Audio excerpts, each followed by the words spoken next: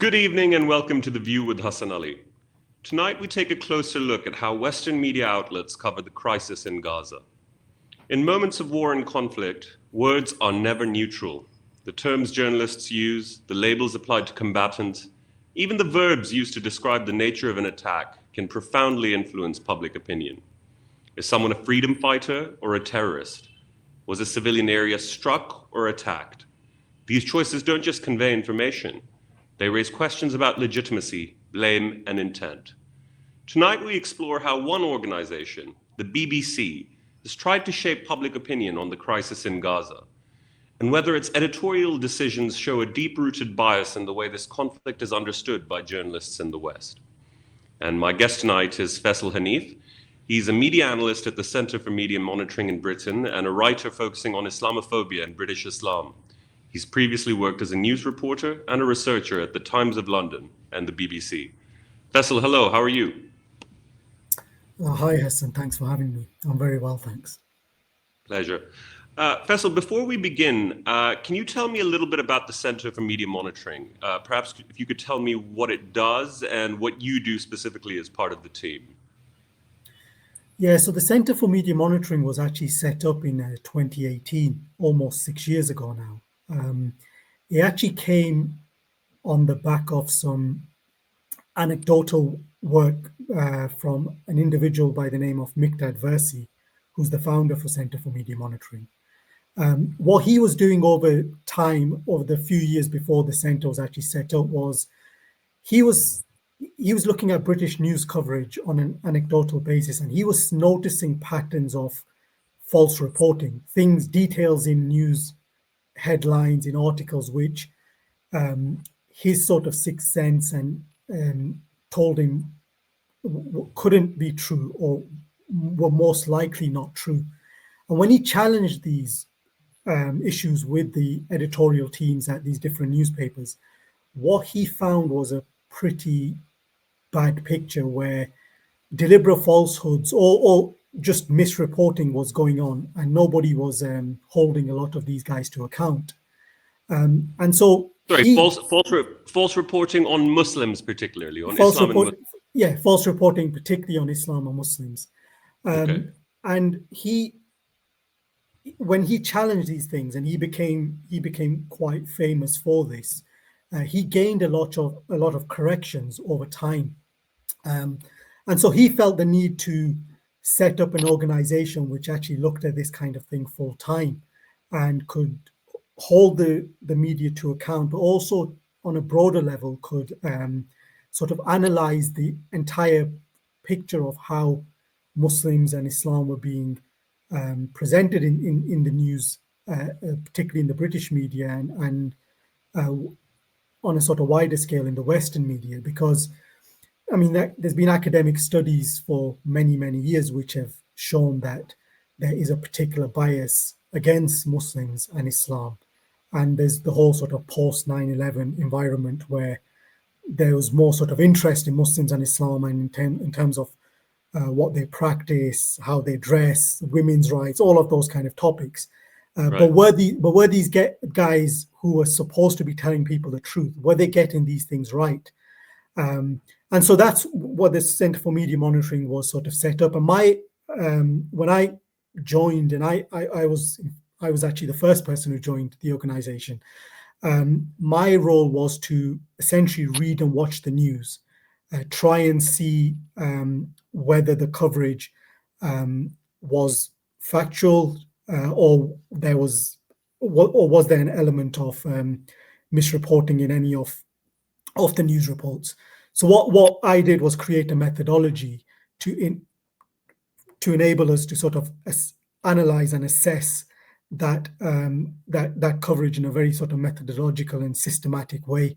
And on the back of that, we were able to produce some really serious and detailed reports on different issues. To do, for example, we did a massive 2-year study on Muslims and Islam, which has been referenced quite widely and even been mentioned in the UK Parliament. We also, in the first month of the quote unquote the conflict post October the 7th, we did a report looking at the first month's coverage across the British media, which was the precursor to the report we're going to be speaking about today, to get a sort of entire picture of what's taking place and how the British media is reporting on things that not only on Muslims and Islam, but things that matter to Muslims and Islam, which our topic today quite clearly does. Okay. Faisal, you've published a report called BBC on Gaza, One Story, Double Standards. Before we look at your findings, can you tell me a little bit about the role BBC plays in British society? How reliable is it considered? I mean, it's called auntie by members of British society. Can you explain sort of its historical reputation and perhaps how it's perceived today? Yeah, well, that depends on who you ask. I mean, there have been people over the years, and particularly the right-wing media in Britain, who have had a serious problem with the BBC, especially to do with its because it's a national broadcaster whose funding comes from the license fee payers. So everybody who owns a television or even watches any content of the BBC in the UK has to pay a license fee, which effectively funds the BBC. But the reputation of the BBC of the years, when you ask sort of news consumers, has been very, very good. The BBC is actually, even the Reuters Institute, for example, which is a research body which looks at journalism and different organizations, their yearly reports almost every year since I can remember have found the BBC to be the most trusted news organization in Britain. In fact, it far outnumbers most of the newspapers in that respect. And they have different sort of findings. So one of them, for example, is that they found how 39% of people said that they would go if they found a piece of information that they thought was suspect or they didn't trust, they would go to the BBC to verify that, to see whether that's been reported on accurately or truly. Now, having said that, and despite these findings, there has been a movement in the UK and wider. In fact, it's gone all the way to the presidency of the United States of America with Trump and with Israeli politicians, particularly post October 7th, who have really attacked the BBC. The right-wing newspapers have constantly attacked the BBC over the years, but there's been an active campaign against the BBC because the BBC has been accused of being very pro-Palestinian, and any slight error the BBC makes, it's pounced upon by these guys. So even in the course of this what some people are calling a conflict, but essentially is a genocide. The BBC has been, any slight error, the BBC, there's almost been a sort of campaign against the BBC within this whole within the whole sort of Israeli campaign to demonize Palestinian voices, and you see this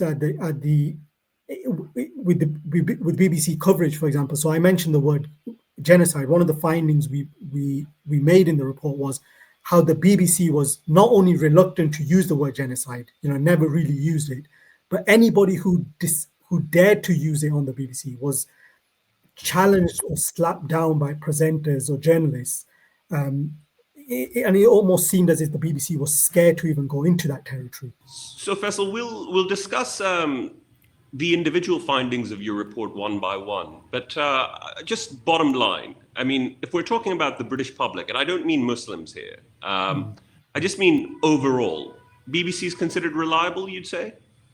I think overall it is. It's just that there has been an active campaign against it. So people, I mean, like in much of the world these days, people are struggling economically, the cost of living.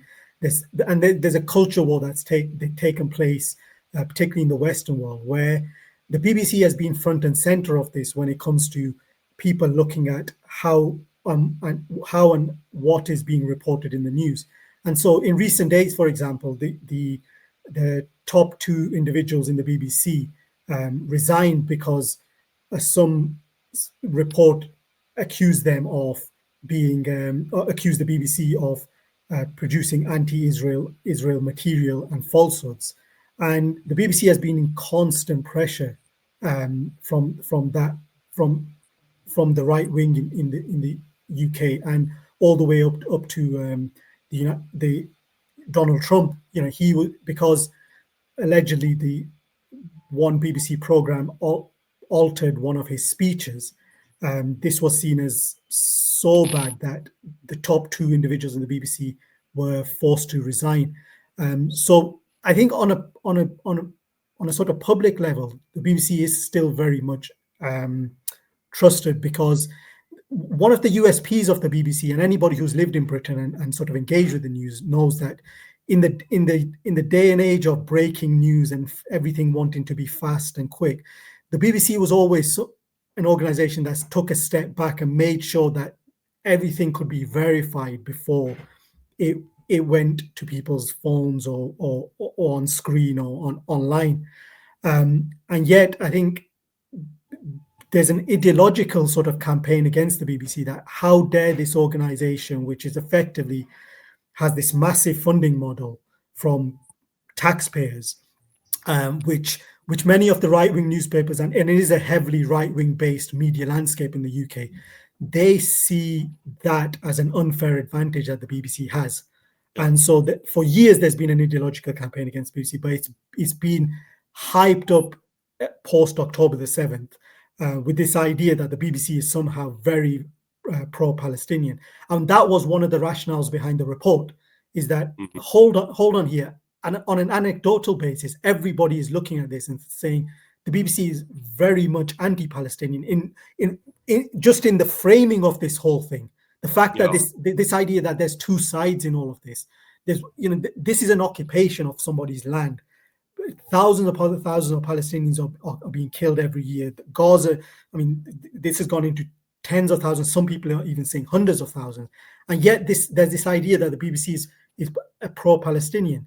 And so as an organization who's done these sort of major studies with facts and figures and really strong findings, which people have appreciated over the years, we thought we could engage, with the latest sort of AI technology to see whether this actually bore out. The anecdotal stuff that was coming out from internally within the BBC. There's journalists within the BBC who have rebelled and actually tried to hold the seniors to account for what they found to be very anti-Palestinian coverage, rhetoric, and also just in terms of framing. And so we've put a lot of meat on some very substantial bones. Okay. Thanks for that overview, Faisal. Let's look at your report. I have it in front of me. So let's look at your findings one by one. The key summary says that Palestinian deaths were treated as less newsworthy by the BBC. Can you explain that? Yeah. So I should say this was a year-long analysis. So it basically goes from October the 7th all the way of 2023 all the way to October the 7th, 2024. And one of the things we discovered was there's this sort of pattern of bias and double standards and just a silencing of Palestinian voices. So despite the fact that there's 34 times more Palestinian deaths, Israeli fatalities received 33 times more coverage per death. So, given this huge discrepancy between the number of people who were killed and died on the Israeli side compared to those that have been and are still being killed on the Palestinian side, we've at the time of publishing, we found that to be 34 times more for Palestinians, but Israelis were receiving 33 times more coverage per death. And so the statistics themselves just give this very clear imbalance. How is it that the side that has where tens of thousands are being killed and which goes into effectively a genocide, is receiving less coverage per fatality, far less coverage per fatality than the side that's committing these atrocities. That just seemed incredibly blatant to it. I mean, you could see it on a sort of anecdotal basis, but the AI modeling that we used in order to produce these findings showed this huge discrepancy. And then if you go beyond that, we looked at, for example, humanizing stories. So the BBC, despite this huge discrepancy in deaths, despite this 34 times more Palestinian deaths, the BBC ran nearly the same number of victim profiles of Palestinians, 279, and compared to the Israelis, where there's 201 victim profiles for the Israelis. And so again, we see this almost equal sort of thing where taking place, despite the fact that far more Palestinians have been killed and are still being killed. And then we looked at, for example, the type of language that was being used when it was describing some of these deaths or killings. And this was actually a point that was made by internal BBC journalists before this report came out, that one of the things they noticed, and researchers and others who news consumers had noticed, is that whenever the death of an Israeli was described, you found words that were very sort of emotive, like slaughter. The Israelis have been slaughtered, or there's a massacre of the Israelis, or the barbaric attacks on the Israelis. That kind of very strong language. And we found with the language analysis we did was that those kind of words, that kind of emotive language was used 4 times more often for Israelis than it was for Palestinians. So again, this anecdotal stuff that the BBC journalists internally had criticized the editorial teams for, the AI modeling and our language analysis showed that this was true. That these words were being used more to describe the killing and deaths of Israelis. And then the question arises as to why. Why is it like this? And when it's done on such a scale, because you've got to remember October the 7th and post-October the 7th for many, many months, including the entire year we looked at, this was the main news story across the BBC and across most news channels. So you can imagine the level of coverage that was being given to this. And all that being pumped into people's living rooms and on their phones and etc., wherever they consume news from these days. And you're constantly being reminded of the Israelis being killed, and the Israelis being killed in such a horrific way, despite the fact that the killing apart from that one day and maybe a couple of other days has primarily been against the Palestinians. And yet you see this constant two-sidedness. It's there's two sides here, and we've got to sort of treat them equally. And despite the fact that one side is the one being massacred at the hands of the other. You also accused the BBC in your report of muffling Palestinian voices. Can you tell us a bit more about that? Yeah, so I mean, what we looked at, for example, on whose voices count in all of this. So the way we sort of analyzed was to look at how who the BBC was interviewing, because anybody who watches the news knows that, for example, when you watch a news package, quite often there's a sort of follow-up to that, and there'll be an individual a commentator who will come on to give a sort of conclusion or an analysis of what's just been reported on, and also within articles you see people quoted. And what we found in the analysis was that the BBC interviewed 2,350 Israelis and only 1,085 Palestinians. So there's more than double the amount of Palestinians being interviewed by the BBC who happen to be pro-Israelis or pro-Israel commentators. And so, again, a massive imbalance in all of this. So what that allowed is for Israeli voices to effectively pump out their propaganda or to challenge anything that was taken, that the news presenters or any pro-Palestinian voices were any issues or any views that they were putting forward, they were instantly being given, the Israelis were being given sort of more prominence in that way to challenge those things and to once again rubbish this idea that it was actually the Palestinians who were being massacred in all of this. And then you also say that there was a systematic language bias in favor of Israel. You've talked about this briefly, but could you just sort of go in a bit deeper and give us, some kind of deep dive analysis into what that means? Yeah, so I've already mentioned, for example, the emotive terms that were used, and how the really emotive language like barbaric, murderous, slaughter, this kind of language, it was used far more for Israeli victims as opposed to Palestinians. But then we also showed how language effectively created unequal victims in all of this. So, for example, the BBC called Israeli captives, those who were taken on October 7th, hostages. But the Palestinian detainees, including children who had been held in prisons without charge, were effectively described as prisoners. So one of the things that happened in all of this was during a major hostage exchange, where 90 Palestinians were exchanged for 3 Israelis.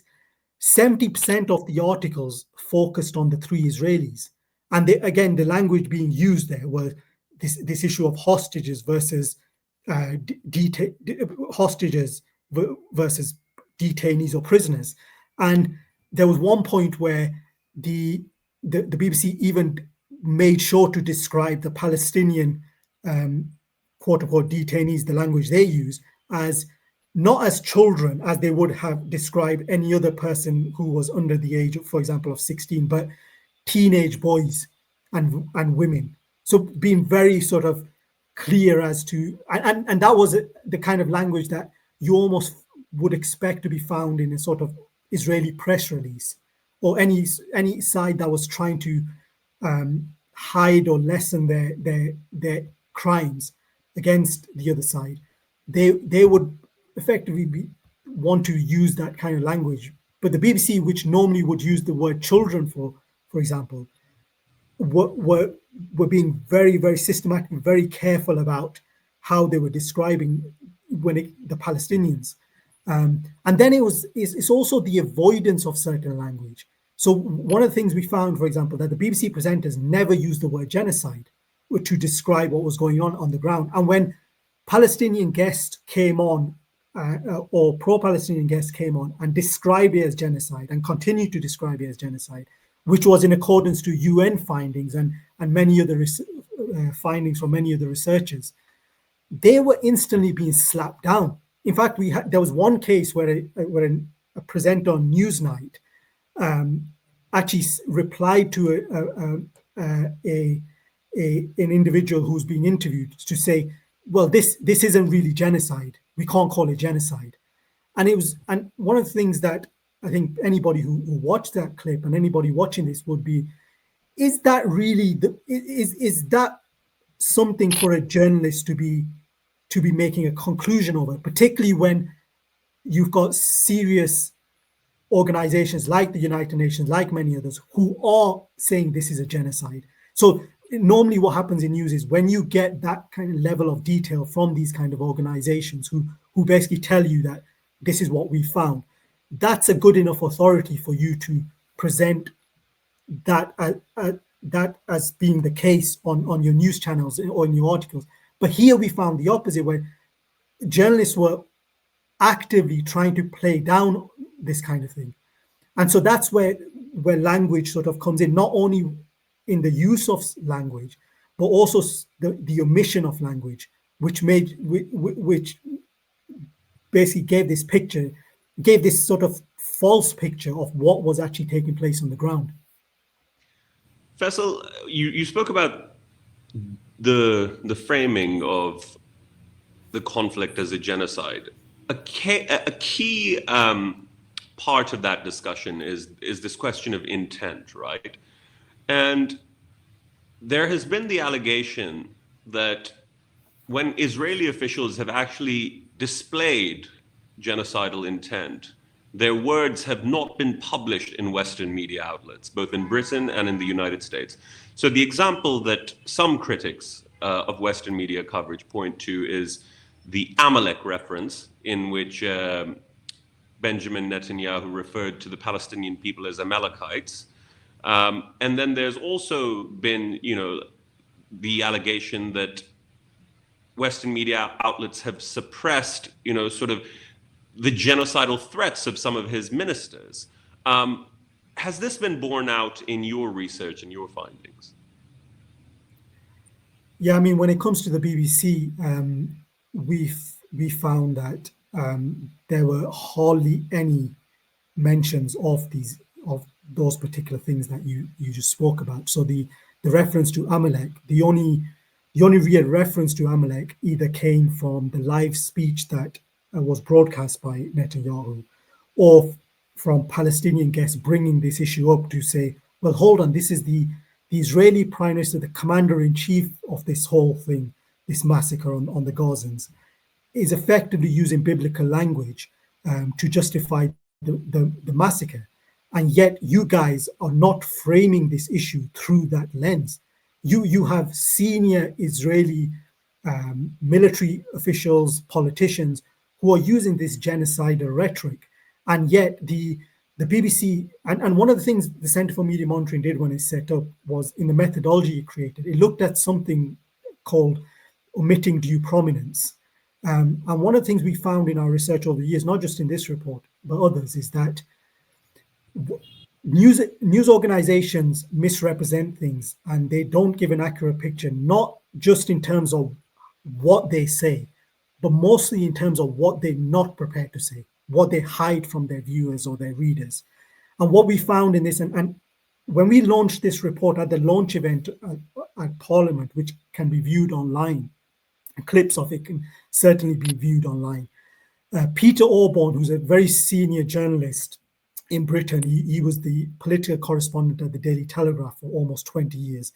And he's written books on this. In fact, he just published a book called Complicit, where he looks at the British media and particularly the BBC's role in this whole genocide against the Palestinians. He, from the clips that people can view online, he was incredibly angry towards the BBC editor who joined us for that event, because on this particular issue, that there was an omission of the language being used by Israeli politicians. There was an omission, for example, of the Hannibal Directive, which is a Israeli military doctrine, which says that when for example, if there's a situation where there's Israeli hostages or likely to be taken, the Israeli military can open indiscriminate fire to eliminate any life form, so that they're actually not taken hostage.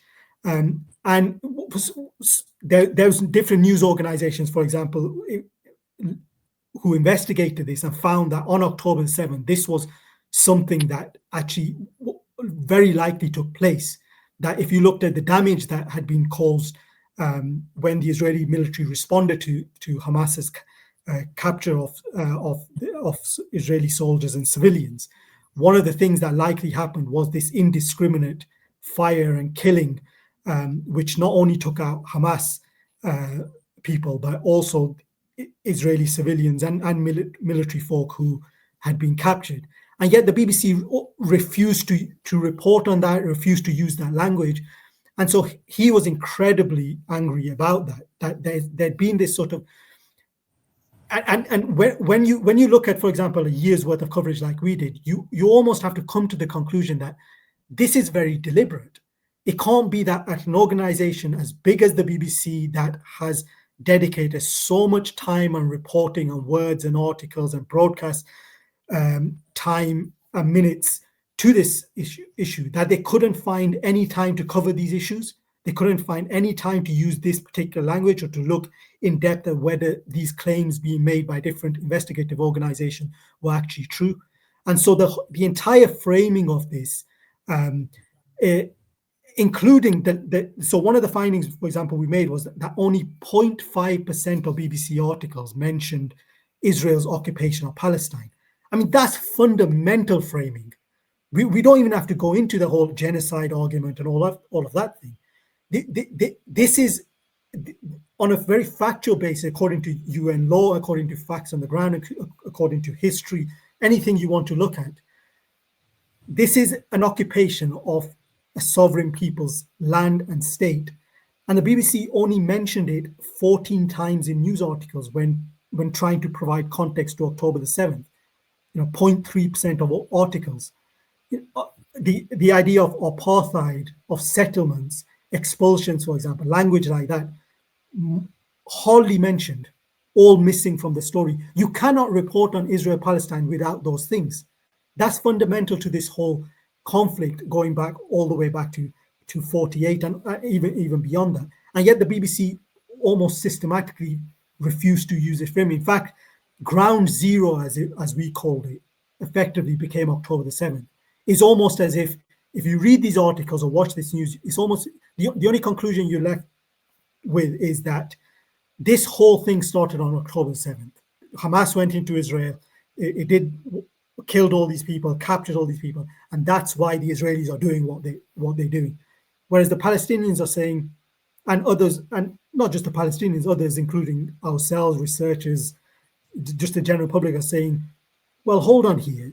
There's a big backstory to this. In fact, to let your viewers know, just about 3 days before the October 7th, 2023, there was a news article in The Guardian, and this is an amazing headline, actually, because there were protests at the border fence that separates Gaza from occupied Palestine, what is effectively called Israel, which the Palestinians had been shot. The ones who were protesting had been shot by Israeli soldiers, and the Guardian's headline was "Palestinians receive bullet wounds on ankles." It was an extraordinary headline, but the point of it being, I mean, there's 2 points here. One is just the kind of headline that the British media gives to Palestinians, even when they're being shot at and being massacred. And secondly, just 3 days before October 7th. So the idea that this started on October 7th is bunkum.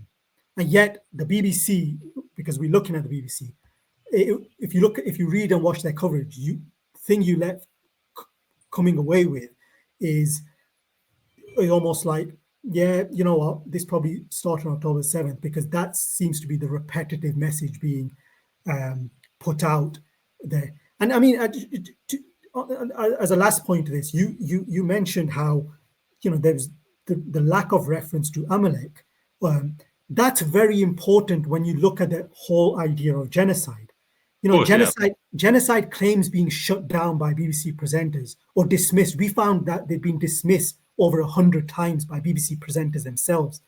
And yet they refuse to look at the issue of Netanyahu's comments about Amalek, because that reference is effectively genocidal.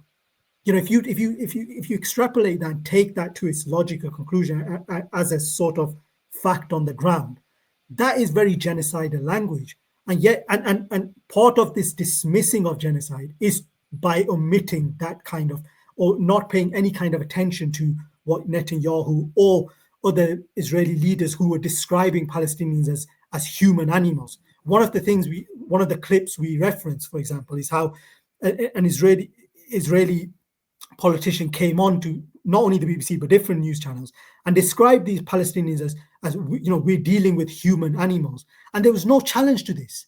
There's sort of no pushback from these presenters to say, hold on, you can't dehumanize this entire group of people. And the idea that you are dehumanizing them means what? Given your position as a politician or as a military leader, what does that mean for the Palestinians on the ground? Effectively means you can erase them because you effectively see them as non-human. So that's the kind of context in which that's the kind of issue that we're dealing with when we talk about omission and what the BBC and why people like Peter Auburn hold the BBC complicit in all of this. I mean, you earlier in our discussion, you described the BBC as sort of catering to both sides or creating a both sides equivalence, right? It seems, however, as our discussion has progressed, that in fact it's one side that is being prioritized, that it's one point of view that's being promoted. And I just wonder, Faisal, why that is. I mean, why do you think that is? Can we say that Palestinian lives are considered less worthwhile, less important than Israeli lives? Is that the conclusion we're supposed to make? And can we say that Western media supports the genocide of the Palestinian people? I think to make that sort of broad statement is difficult, because you had, and you continue to have, BBC journalists internally who are completely fed up, and people have resigned. There's BBC journalists wrote anonymous letters, including one that was signed by hundreds of them, to the editors at the top, to really protest against this kind of coverage and this kind of framing, to say, look, we are not covering this accurately. The Palestinians are being demoted in all of this. I mean, I can answer your question through one of the findings in the report. So when we tried to compare, because there was two quote unquote wars going on, major wars in the world, which the BBC was paying attention to, one being Gaza and one being Russia and Ukraine. Now, the BBC, for example, mentioned Russian war crimes 2.6 times more than Israeli ones. It used sympathetic language for Ukrainian victims 2 times more than it did for Palestinian ones. And it covered Ukraine with twice as many articles compared to covering the Palestinians.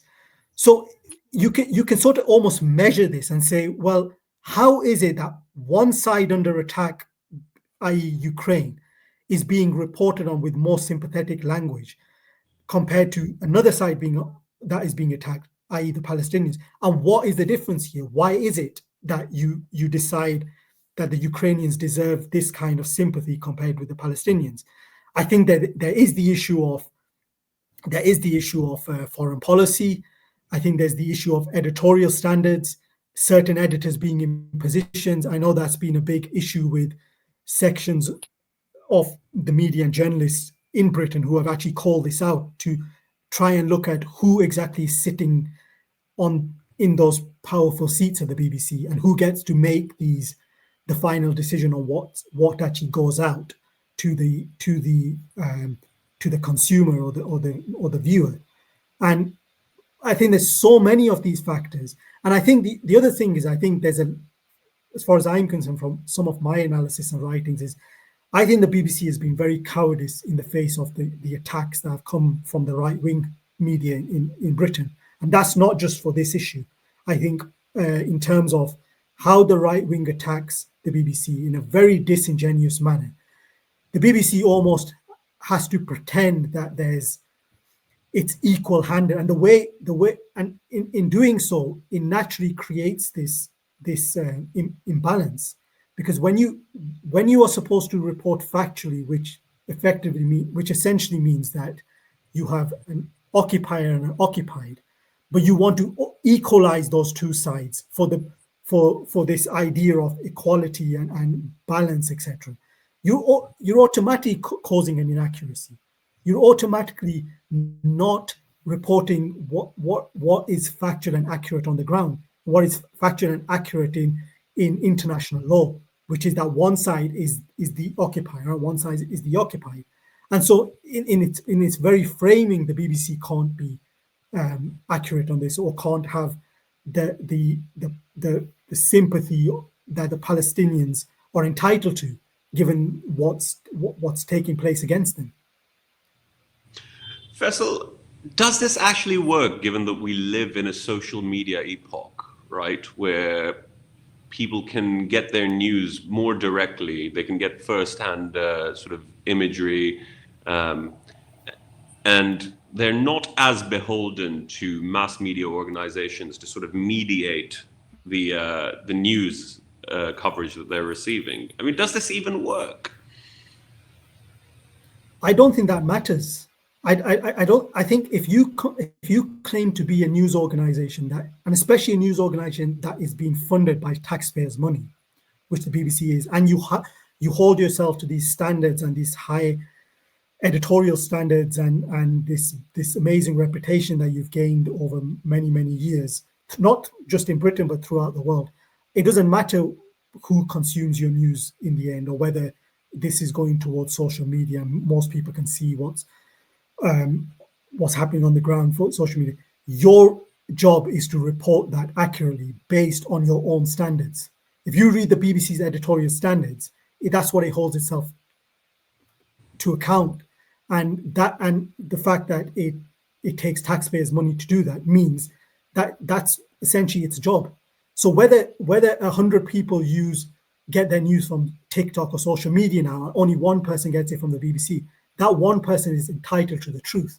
And the BBC is not. When the BBC does what we found it to be doing, it's not effectively not telling the truth to its viewers, whether that be one person or multiple person. No, I understand. It just seems to me that it's counterproductive for them as well, right? If all of what you're saying is true and they're denying their viewers the truth, and the viewers are able to access the truth through different channels, then that, sort of marginalizes the BBC. I mean, it sort of downgrades their credibility, and in the long run, that can't be sustainable, can it?